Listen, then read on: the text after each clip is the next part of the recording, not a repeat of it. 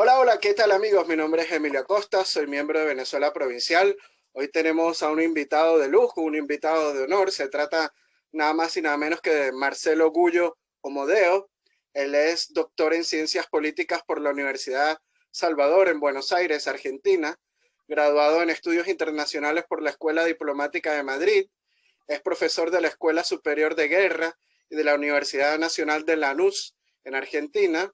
También es autor de varios libros, entre ellos La insubordinación fundante, breve historia de la construcción del poder de las naciones, del año 2008, que obtuvo el premio Oesterheld, y Argentina-Brasil, La gran oportunidad, que es el 2005.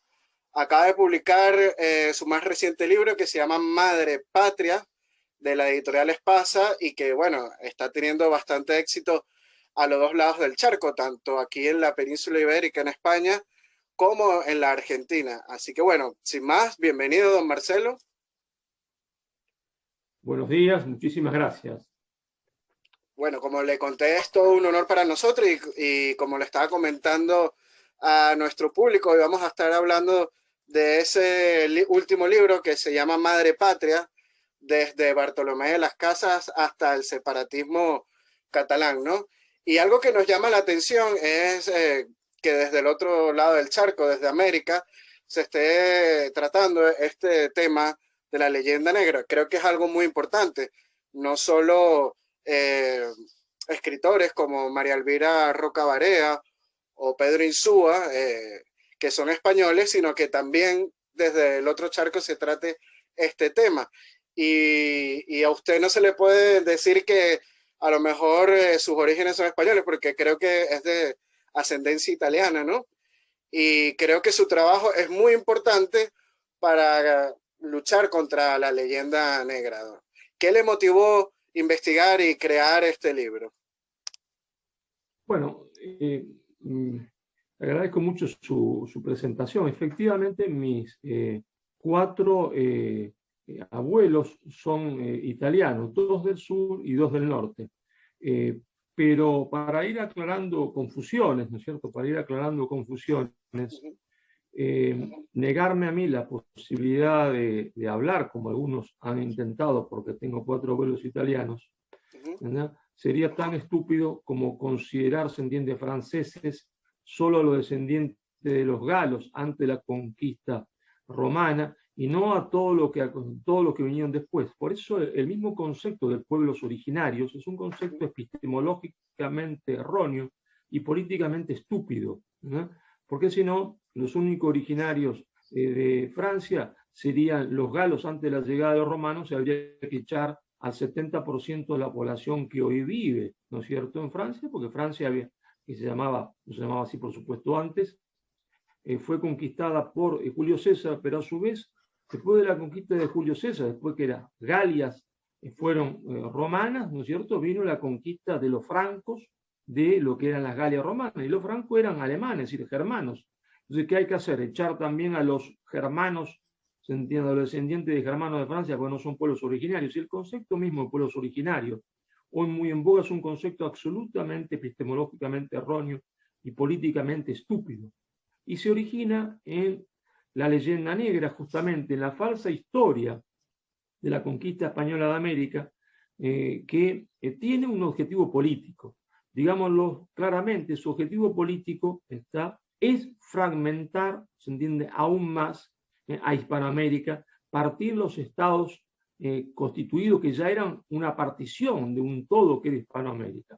Y entonces los cultivadores de la leyenda negra o los hombres que sin culpa, porque son, digamos, víctimas de la leyenda negra, como el señor que gobernó Bolivia, se entiende, un gran líder político como fue Evo Morales, en realidad, creyendo combatir el imperialismo anglosajón, son los sirvientes más baratos del imperialismo anglosajón, porque cumplen la política que se planteó siempre, el imperialismo anglosajón, que es fragmentar la América española en la mayor cantidad de pedazos posibles. Y entonces, lamentablemente, el señor Evo Morales es la mano de obra más barata del imperialismo norteamericano, al que él cree combatir, pobrecito.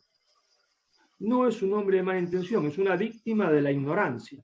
¿Por qué una víctima de la ignorancia? Porque ha creído, se entiende, la mitología de que en América antes de la llegada de los españoles reinaba la paz, la armonía, había una especie de socialismo primitivo, cuando en realidad, tanto en Bolivia como en Perú, lo que había es un despotismo, el despotismo más absoluto de la historia de la humanidad, que haría poner pálido a Stalin, porque todas las propiedades no eran del Estado en el Perú, no eran de un partido, las propiedades eran de una persona que era el Inca, que era dueño de la vida y de las propiedades que había en el imperio, dueño de la vida y señor de la vida de todos los miembros del imperio y dueño de todas las propiedades. Hizo lo que había, todos trabajaban gratis para él. Claro que le daban de comer, porque si no le daban de comer no podían seguir trabajando. No hubo socialismo inca, lo que hubo es un totalitarismo feroz, tan feroz ese totalitarismo inca, que a los pueblos que se rebelaban, con sus estómagos, con la piel de los estómagos, hacían, se entiende, tambores, y después les hacían tocar a los hijos de los vencidos esos tambores para humillarlos. Ni hablar, se entiende, de el imperialismo más atroz que ha conocido la historia de la humanidad, que fue el imperialismo azteca. Nos tenemos que preguntar, ¿qué encuentra Cortés cuando va a México? ¿Encuentra una nación llamada México? No. Lo que encuentra es simplemente una nación opresora que oprimía a más de 110 naciones, quitándole sus materias primas, como siempre hacen los imperialismos, pero no le quitaba simplemente su materia prima.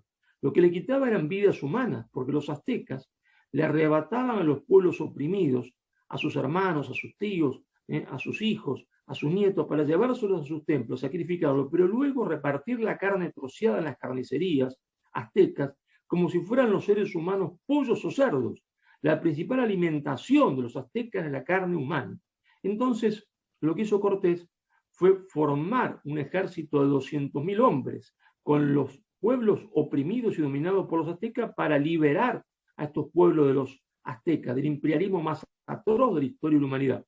No hubo conquista de México, hubo liberación de México. Por eso, el más importante pensador mexicano, el más original, no aquellos que repiten, se entiende, las cosas que se enseñan en la Rive Gauche de París, que fue Vasconcelos, decía en realidad, la conquista la hicieron los indios, porque era imposible que Cortés con 300.000, con 200 hombres, aunque tuviese arma automática como la que tenemos hoy, derrotar un ejército de 300.000 bravos guerreros, si no hubiese sido que estuvo acompañado de 200.000 indios que durante años habían soportado el imperialismo más feroz de la humanidad, que ha conocido la humanidad, que es el imperialismo antropófago de los aztecas. Correcto. Hay pseudohistoriadores que dicen que no, que todo eso es como una especie de leyenda negra hacia los indigenismos, pero arqueológicamente hemos conseguido torres de calaveras en México que dicen que las crónicas españolas estaban en lo correcto. ¿No es así, don Marcelo? Bueno, hoy ya la evidencia científica es innegable. La evidencia científica, porque se ha encontrado cientos de muros, cientos de paredes de edificios y templos construidos, se entiende, con calaveras, con cráneos. Cientos y cientos de paredes de templos y de muros, donde se ven a veces más de 20.000 o 30.000 calaveras apiladas unas al lado de otras. Entonces, la evidencia científica es rotunda. Lo que pasa es que ellos quieren ocultar esa evidencia científica porque demuestra que son unos falsantes, que son unos hipócritas mentirosos, que ocultan, se entiende, al pueblo mexicano, le ocultan al pueblo mexicano que el 90% de los mexicanos no desciende de los aztecas. El 90% de los mexicanos desciende de aquellos pueblos que los aztecas devoraban, porque su alimentación principal era la carne humana de los otros que vivían en lo que hoy es México, de los pueblos dominados. Ante esta evidencia científica ellos no pueden decir nada, entonces tratan de ocultarla. Pero hoy se entiende con la tecnología que permite comprobar, se entiende que en esas piedras y en esos cráneos está lleno de rastros de sangre, que permite contarlos, se entiende, y multiplicar cuántos cráneos hay en esas paredes, en esos templos. No hay ninguna duda, se entiende, de que los aztecas llegaban a sacrificar hasta 200.000 hombres, se entiende, 200.000 hombres por año en algunas ocasiones. En cuanto menos 70.000 se calcula. Es decir, no hubo un genocidio ¿está?, en la historia de la humanidad como el genocidio realizado por los aztecas. ¿Está? Ninguno, ninguno. Y esto es una prueba científica irrefutable que no podrían sostenerla en ningún debate. Por lo tanto, lo que hacen es mentir, ocultar, como han hecho siempre, está creyendo ser antiimperialista, son los tontos más útiles, se entiende, del imperialismo internacional del dinero, que tiene como objetivo la fragmentación de Hispanoamérica, porque lo que hubo después de que Cortés liberó México, de que Pizarro liberó el Perú, lo que hubo fue mestizaje, ¿sí? Mestizaje del que estaba con el que llegó, de los pueblos liberados con los españoles que habían llegado, y se conformó un pueblo continente unido por una lengua y unos valores que va desde, se entiende, México, desde México hasta la Argentina. Un pueblo continente unido en valores y lengua, que es lo que da la unidad, un pueblo que no pudo ser una sola nación por la intervención oculta de Gran Bretaña y nos partió en distintas repúblicas, y cada república se creyó una nación, pero nosotros somos una nación inconclusa. Hispanoamérica es una nación inconclusa.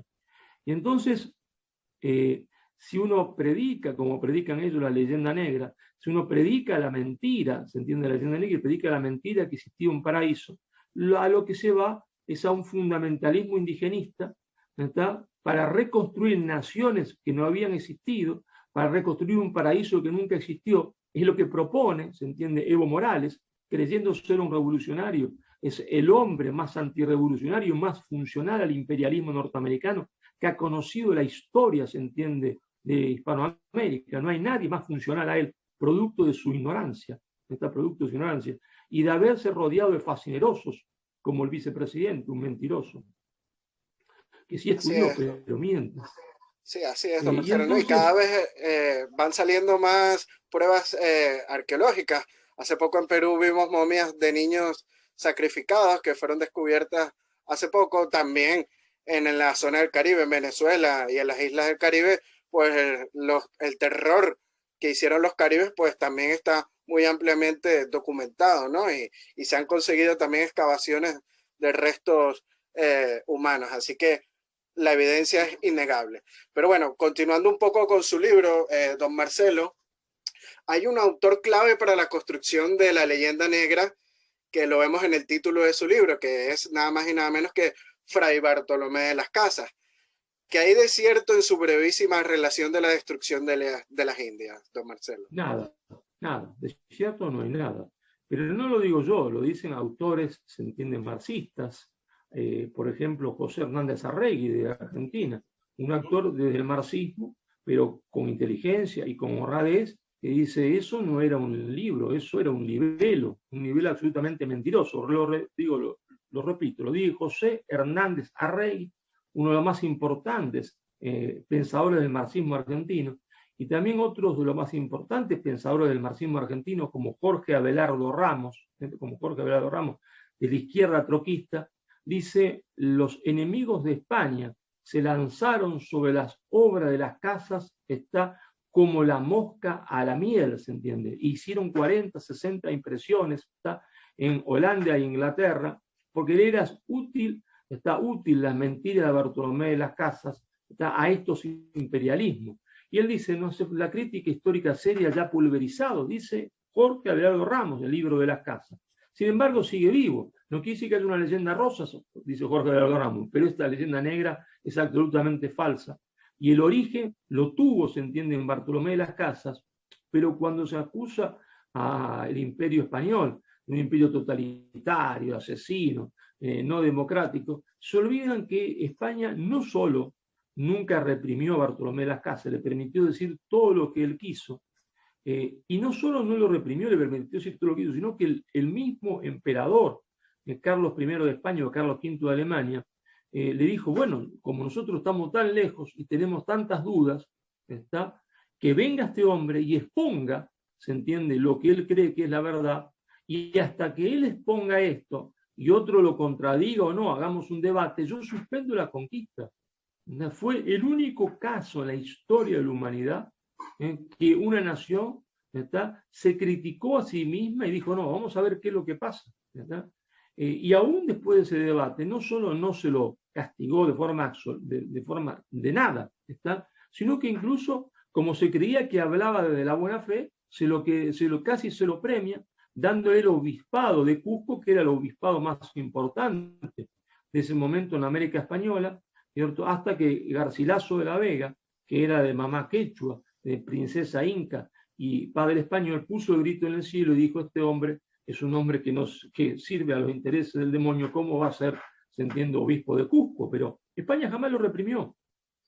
Jamás lo reprimió. Ahora, ¿qué hay de cierto en el libro? Nada, absolutamente nada. Pero ya lo comprobó, se entiende, Luis Alberto Sánchez, que era un autor de la izquierda aprista en el Perú, donde dice, bueno, es imposible, porque la cifra que él da de cantidad de indios que se mataban por hora no se podría conseguir ahora con una ametralladora automática. Es decir, todo en Bartolomé de las Casas es absolutamente falso. Sí, así es sobre sabido que por las cifras es imposible, ¿no? Él a lo mejor es un gran exagerado de las cifras y de los hechos. Hay que señalarlo de esa manera. Pero gracias a este debate que hubo en Salamanca, que bien ha referido usted, pues se crearon las leyes de Indias, que fue un cuerpo legal importante para la protección de los indígenas en América, ¿no? Para que no sufrieran ningún tipo de abuso. Estas leyes de Indias fue un cuerpo que inclusive le dan más derechos a los propios indígenas que a los blancos en muchos tipos de leyes.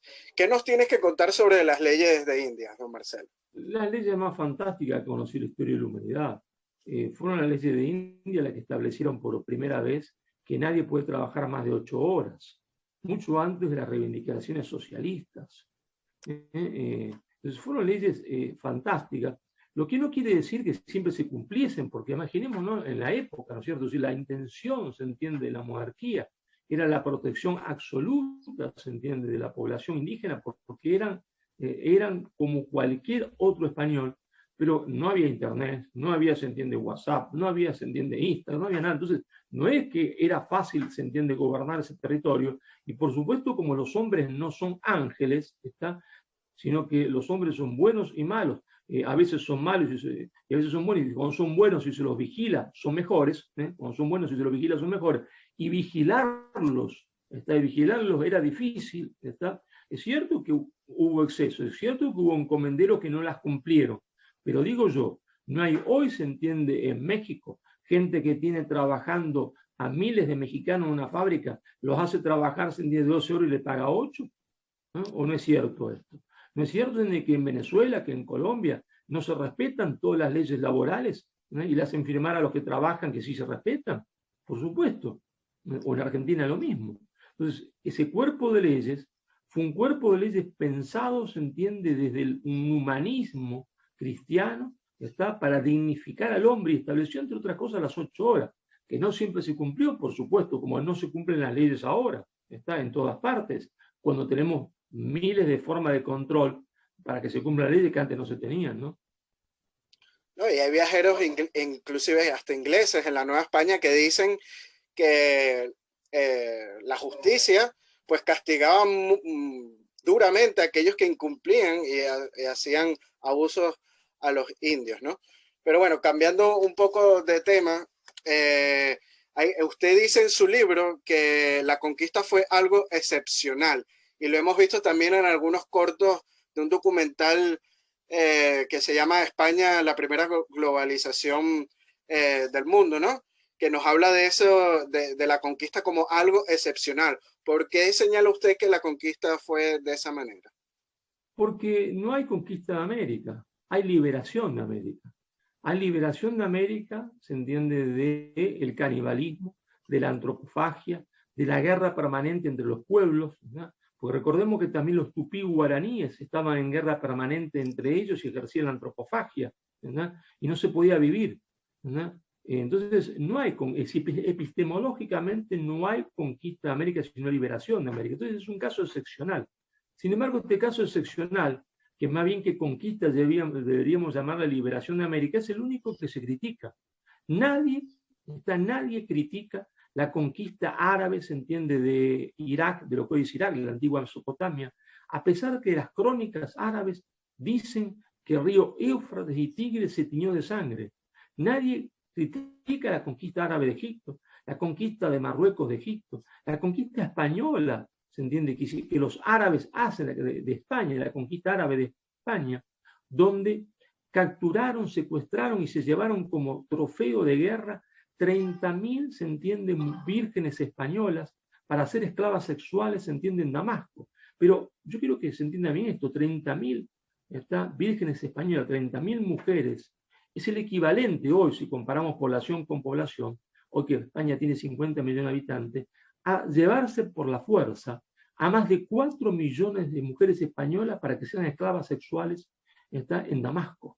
Pero nadie critica la conquista árabe del norte de África y la conquista, se entiende, árabe de España. Nadie critica la conquista anglosajona de América del Norte, cuando los piadosos británicos, en uno de los inviernos más fríos, le regalaron caritativamente a los indios frazadas, se entiende, con viruela, infectada de viruela. Sin embargo, la única conquista mala del mundo es la conquista española de América. Nadie habla de la conquista inglesa de Australia. Cuando llegaron a Australia, ellos la declararon terras nullis. Había 700.000 aborígenes. ¿Y qué quería decir que era tierras nullis? Quiere decir que para ellos no eran seres humanos.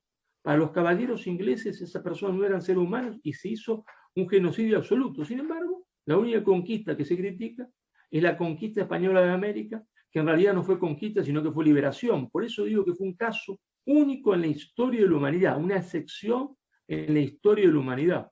Y por eso los pueblos originarios, hoy muchos de sus descendientes no lo saben, como la señora que ahora va a encabezar en Chile, está la Asamblea Constituyente, los pueblos originarios, como los mapuches, se mantuvieron fieles a la monarquía española, como los quechuas, hasta el final.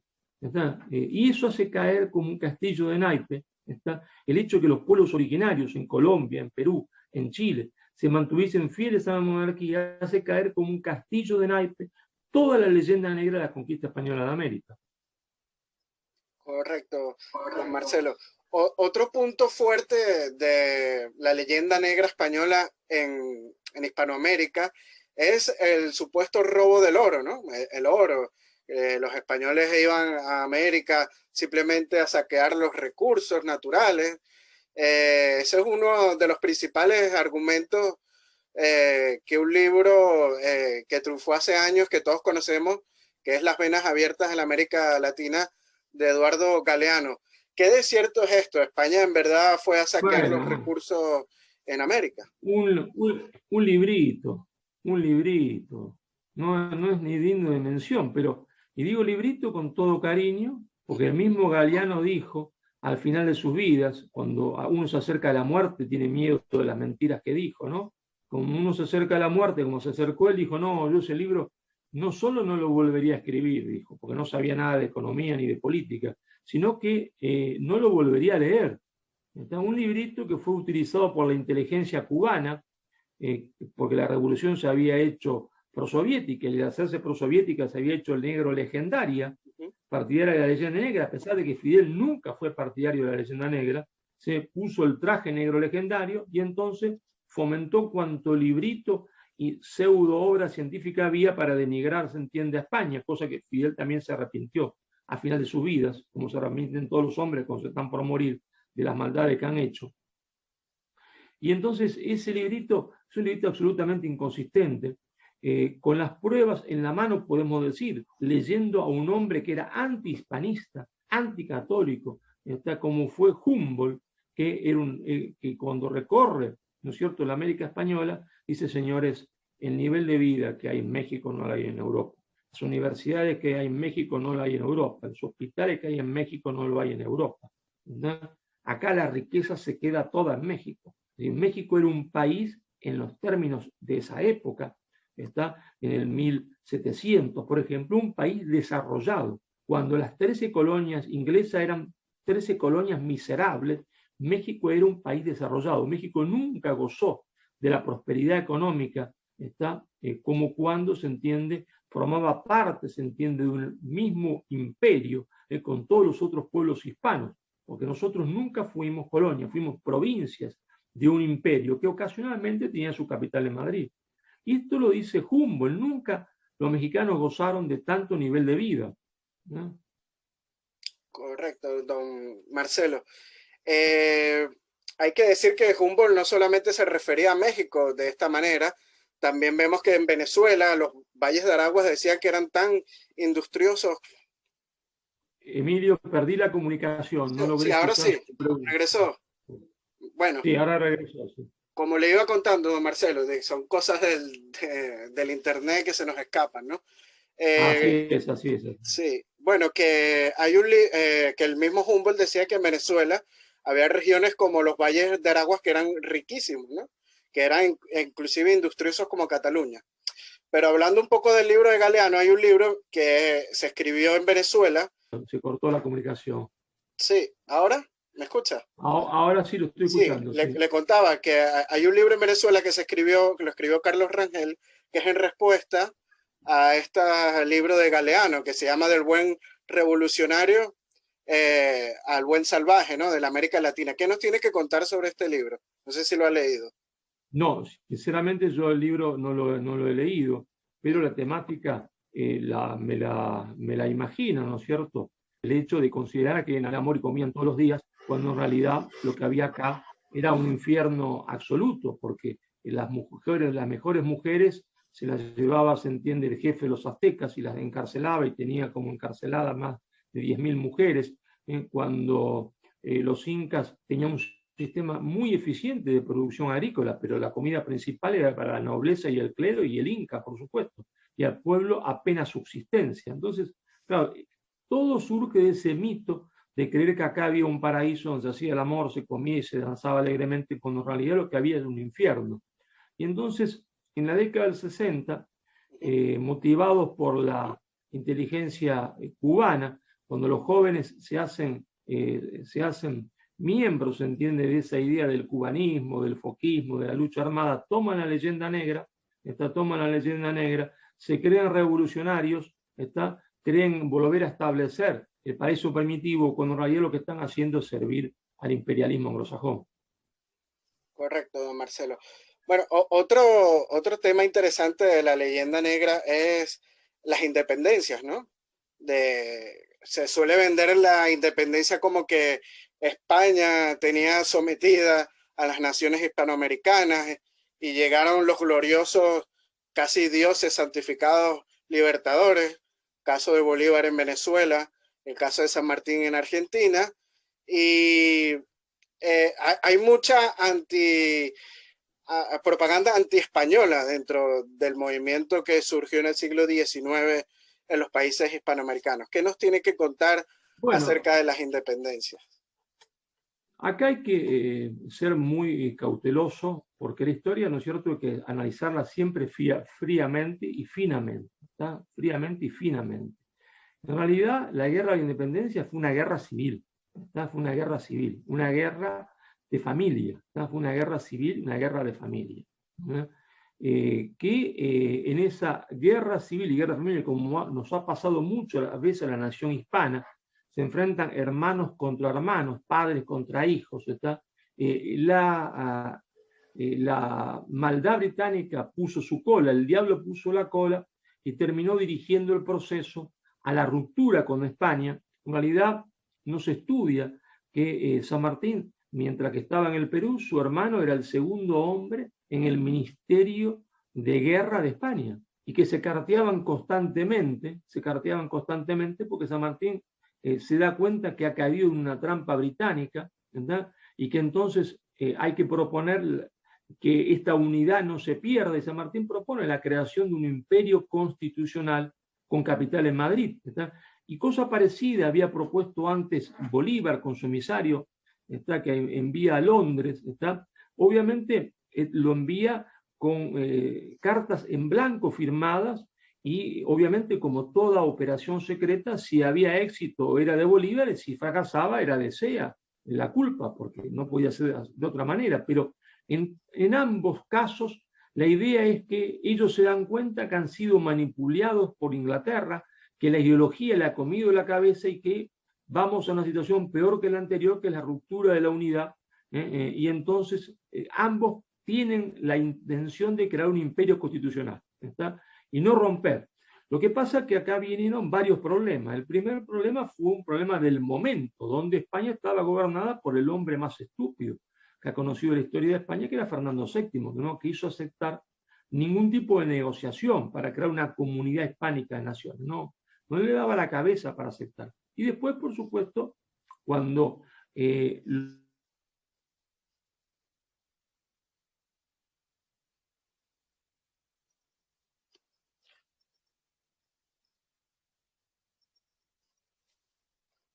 lo que era una guerra de familia, como suele pasar muchas veces, una guerra civil, una guerra de familia literalmente, porque había hermanos de ambos lados. En la batalla de Ayacucho los hermanos Tur estaban de un lado y de otro. Lo mismo en las guerras del Alto Perú, mientras que Álvarez Thomas, que había nacido en Arequipa, pero que dirigía los destinos del Río de la Plata, mandaba tropas hacia el Alto Perú, los hermanos de él estaban combatiendo en el otro ejército. Entonces, en esta desgracia, ¿no es cierto?, que es siempre una guerra de familia, que es una guerra civil, Inglaterra metió su cola, y provocó, se entiende, el fenómeno que llamamos hoy de independencia. Por eso no hay que ensañarse ni con Bolívar ni con San Martín. Ensañarnos no llevaría absolutamente a nada, llevaría a la incomprensión del momento. Pero hay una responsabilidad histórica muy importante que tiene no solo Fernando VII, sino los Borbones, porque hay algo que se desconoce, es que cuando se produce el cambio de monarquía, cuando termina el gobierno de los Austrias y viene el gobierno de los Borbones, el primero de ellos, que era un francés, que era el nieto, se entiende, del rey de Francia, que gobernó España durante 40 años, era un hombre profundamente antihispánico y odiaba todo lo que España había representado durante 40 años en los teatros de Madrid. Se ejecutaron obras de teatro que se burlaban de la conquista española de América, obras que eran negrolegendarias, obras que predicaban la leyenda negra, pero en los mismos teatros de Madrid. Y a esos teatros asistió toda, se entiende, la nobleza española, aplaudiendo, se entiende, que se burlasen y denigrasen su propio pasado. Entonces, ¿qué es lo que pasó? Pasó que muchos hispanoamericanos creyeron la leyenda negra, pero la creyeron porque se predicaba en España. En España misma se predicaba la leyenda negra. Entonces, si la leyenda negra se predicaba en España, debería ser cierta. Si la leyenda negra era cierta, entonces España era un monstruo, entonces había que independizarse. Pero esto tiene una culpa fundamental en el primer rey de los Borbones, en Madrid, en España, que fomentó esto. Es decir, España, el imperio se suicidó al hacer esto. Lógicamente a él creía no importarle esto porque era denigrar a lo que habían sido sus antiguos enemigos, que eran los Austrias, ¿no?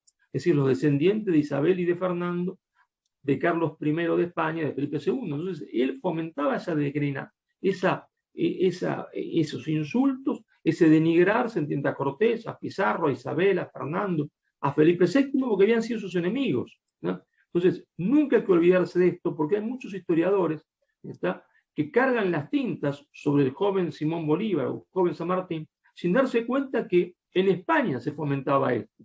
Es decir, la misma monarquía estaba socavando los cimientos del imperio al aceptar la leyenda negra, porque no eran españoles, eran franceses en el trono de España, eran aquellos que habían odiado todo lo que España siempre había representado.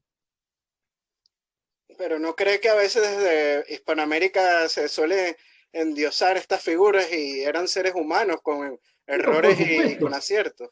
Por supuesto, porque después vino, se entiende, la independencia y en cada república hispanoamericana hubo una guerra civil encubierta o no, donde ganó el sector pro-británico, profundamente anti-español, y entonces la interpretación de lo que había sido una guerra de familia, una guerra civil, se trastocó. Es decir, la interpretación de los acontecimientos fue hecha por una élite hispanoamericana absolutamente pro-británica. Absolutamente pro-británica. Y por lo tanto se construyó una falsa historia, transformando lo que había sido una pelea entre hermanos, una guerra civil, una guerra de familia, en algo totalmente distinto, que no había sido así interpretada por los mismos que habían luchado en ese momento. Correcto. Usted en su libro señala mucho lo que fue el imperio portugués al trasladar la corte al Brasil, ¿no? Durante la invasión napoleónica. También habla mucho del imperio del Brasil, ¿no? La lusofonía en general. Las relaciones entre Argentina y Brasil son muy importantes. ¿Qué nos tienes que decir sobre esta lusofonía y la influencia en el mundo hispánico de hoy? Vamos por partes y cucharadas. ¿Sí? La primera parte de su pregunta, si la corte española, conducida por dos incapaces, padre e hijo, el papá de Fernando, ¿no es cierto?, se hubiese trasladado a La Habana, o se hubiese trasladado a México, o se hubiese trasladado a Lima, nosotros no hubiésemos perdido la unidad. Si hubiese habido independencia, porque era el aire de la época, pero una independencia como tuvo el Brasil, es decir, una independencia tranquila, un divorcio amable, donde hubiésemos mantenido la unidad, quizás hubiese habido dos grandes estados hispanos, uno que hubiese abarcado México y toda América Central, el México gigante que llegaba casi hasta Alaska, y otro toda la América del Sur hispana, es decir, nos hubiésemos incorporado al concierto de las naciones como gigantes y no como enanos. La corte portuguesa aceptó la propuesta británica, que por supuesto no era gratis, porque los ingleses nunca hacen nada gratis, cobraban el libre comercio, para trasladarse a Río de Janeiro, y ese hecho salvó la unidad del Brasil. Claro, esa corte portuguesa que se traslada tiene su origen en un acto que fue la mal llamada independencia de Portugal en el año 1640, cuando en realidad esa independencia de Portugal es la obra más perfecta de la diplomacia política británica. Pues nosotros tenemos que entender que Portugal, como Cataluña, como Galicia, como Extremadura, formaban lo que era la Hispania.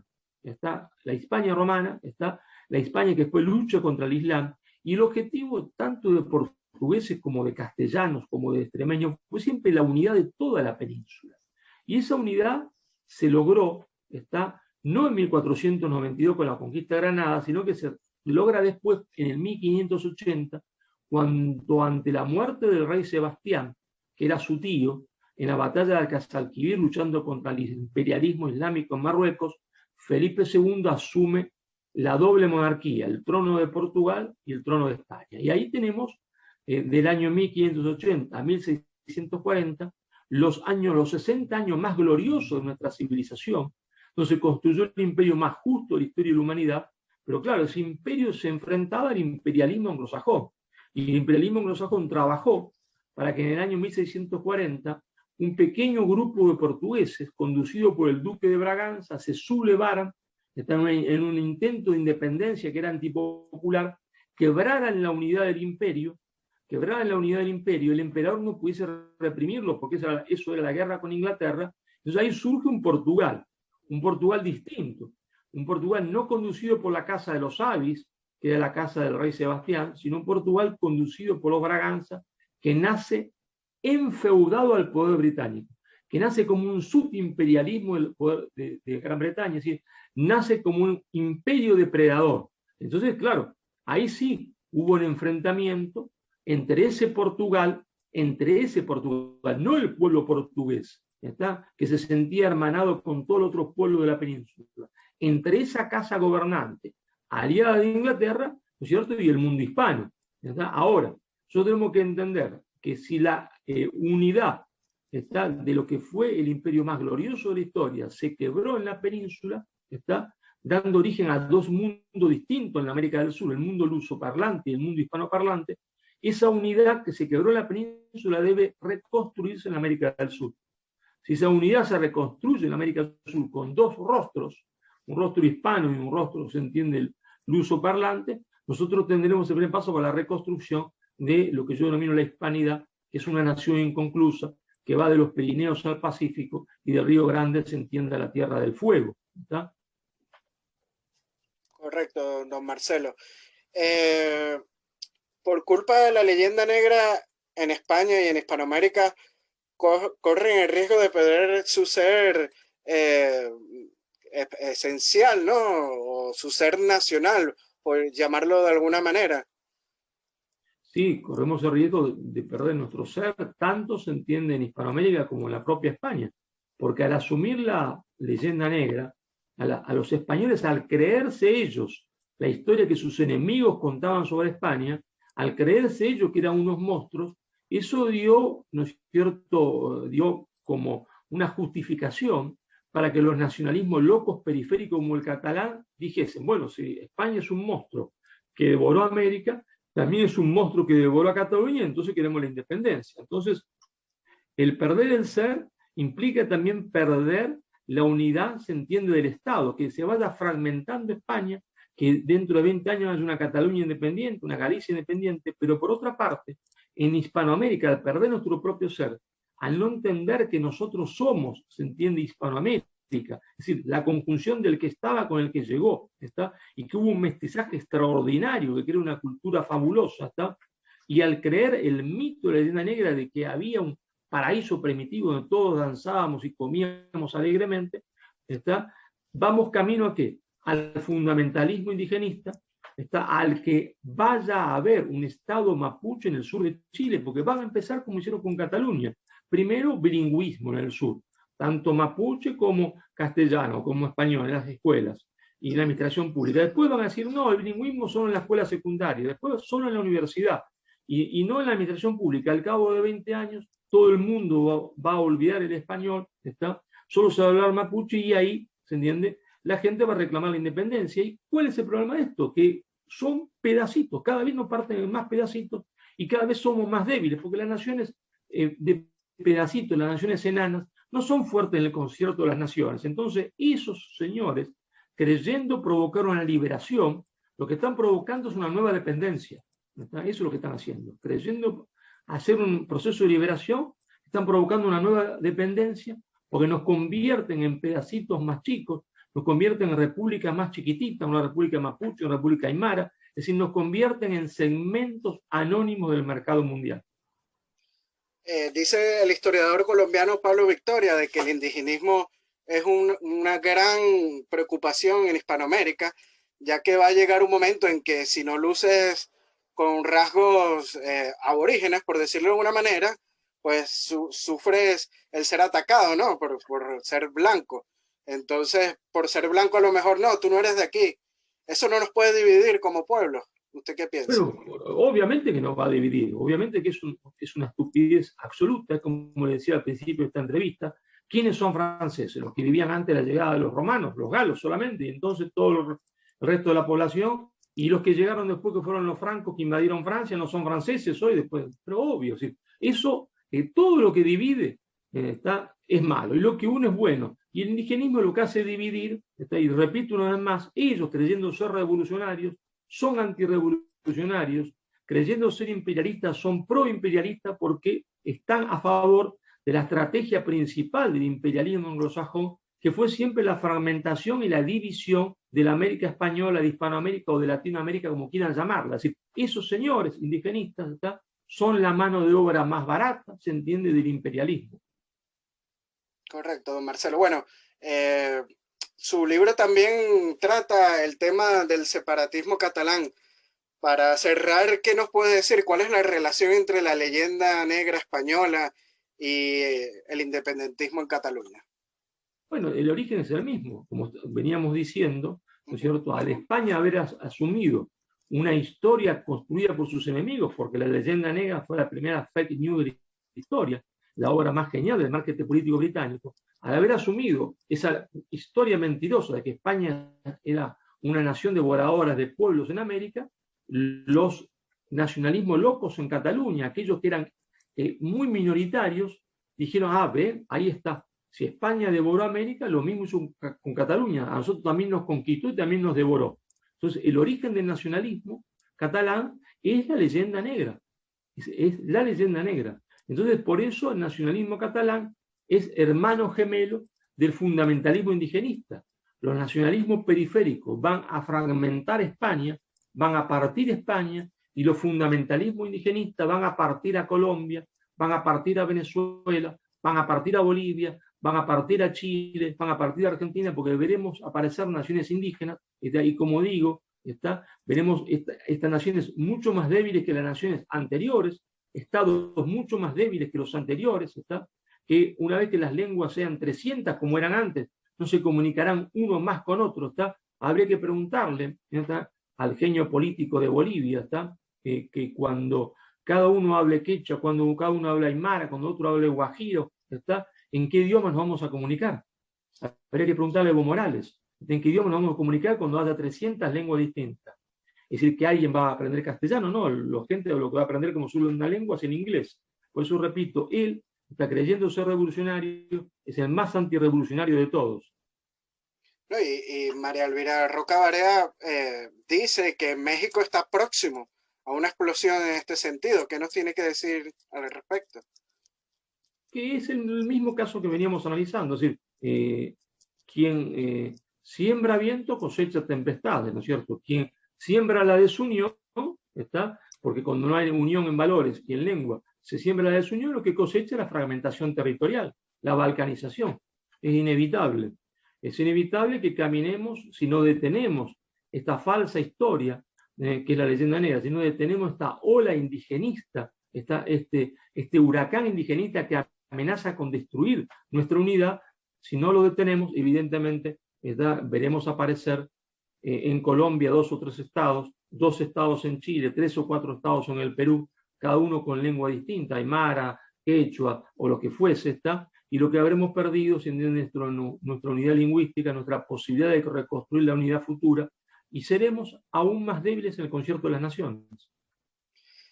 Y bueno, para cerrar la última pregunta, don Marcelo, ¿qué tenemos que hacer para buscar esa unidad, además de, por supuesto, luchar contra la leyenda negra?